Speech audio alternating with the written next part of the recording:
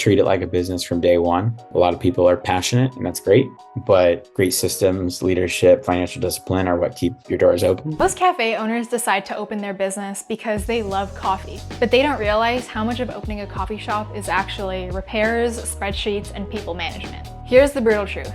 Your passion for coffee won't keep your doors open. I'm Sam, the content marketing manager at 7 Shifts. I talked to Avery Ward, a restaurateur and restaurant coach who recently opened Main Ground Coffee in Groveport, Ohio. Here are 3 mistakes that people make when opening a coffee shop.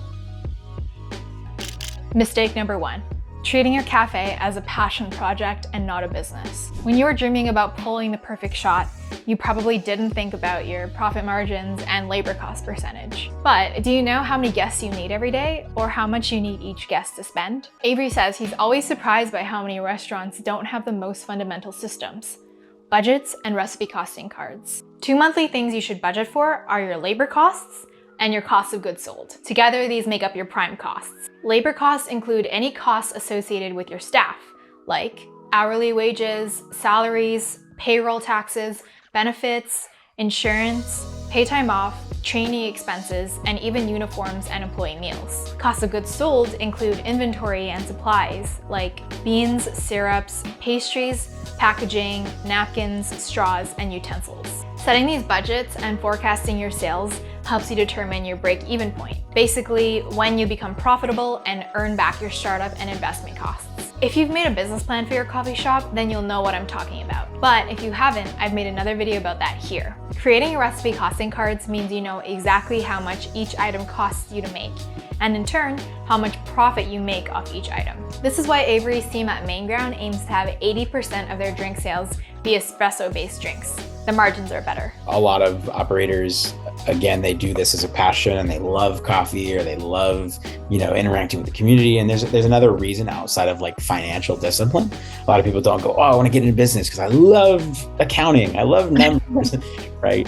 But the restaurant industry as a whole, whether that's coffee or quick service or full casual or fine dining or casual, it's all a numbers game. Understanding your numbers helps you make decisions based on facts and not feelings. To help you track your costs, I've created a coffee shop profit and loss statement template, which you can download for free in the description box. Mistake number 2, being your own general contractor. Main Ground Coffee was meant to open 6 months before it actually did. But due to construction and city permit delays, the opening kept getting pushed. Avery tried to save money by sourcing and managing vendors himself. Back to the slice of life. What a lovely day here in the coffee shop. Stop in, get this sink set up, and I flooded the floor. You guess you can't drain more than one sink at once. Now I got 20 gallons of water to clean up and I'm trying to figure out how to do it. And then I learned we don't have any mop heads. This was kind of a hang up today. This hole was a 1/4 inch on all 4 sides, too small. So cleaning crew was already cleaning half the space and we had to cut it out more. So that kind of sucks. But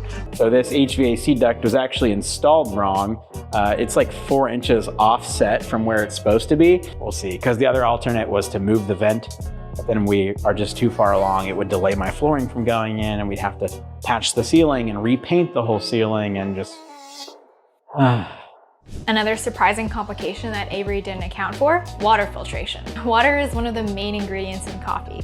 So he ate the cost and spent a few grand to install a reverse osmosis system. A lot of things you don't think about, a lot of things that, this project I kind of was my own general contractor. So like lining up different trades and creating the timeline and schedule, and it's been kind of a pain. In the end, he recommends saving yourself the headache and just hiring a general contractor. Speaking of hiring, mistake number 3 is hiring just to fill seats. It's so tempting to hire quickly when you're understaffed, but Avery says the hiring process is critical. Someone can be a very experienced barista or manager, but if they have a toxic attitude, they're pushing away your other staff and losing you loads of money. It costs, on average, $1,056 to hire a front of house employee. Restaurant employees told us in a survey that getting along with their coworkers and managers is just as important as financial incentives. So how do you hire people who will mesh well and do their job well? It's all about hiring for culture fit and your core values. When you're hiring, you look and you ask for questions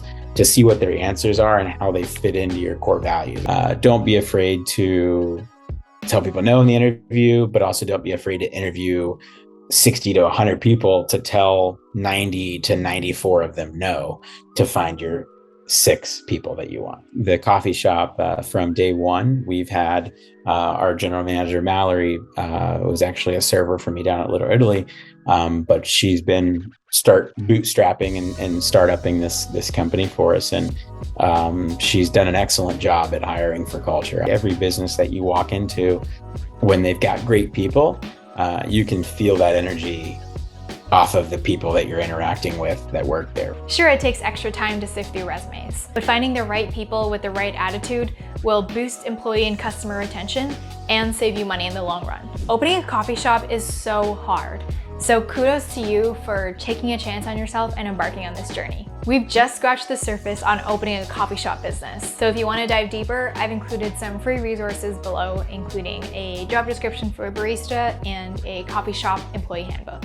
One bonus tip that Avery shared is don't be afraid to ask for help. Other cafe and restaurant owners are excited to share what they've learned from their mistakes. When Avery was opening Main Ground Coffee and documenting the process on social media, coffee shop owners from the next town over reached out to see how they could help. His local roaster, Crimson Cup in Columbus, also offered books and training for him and his staff, so don't feel like you have to do it alone. A big thank you to Avery Ward for sharing his insights on opening his coffee shop. Avery was on our podcast a few weeks ago, so check out his episode and follow along his journey running 2 restaurants on the Little Italy Groveport YouTube channel. As always, let me know if you have any questions and other videos that you'd like to see. Like this video if you found it helpful, and subscribe for more data and insights on the hospitality industry. I think it's time for another coffee.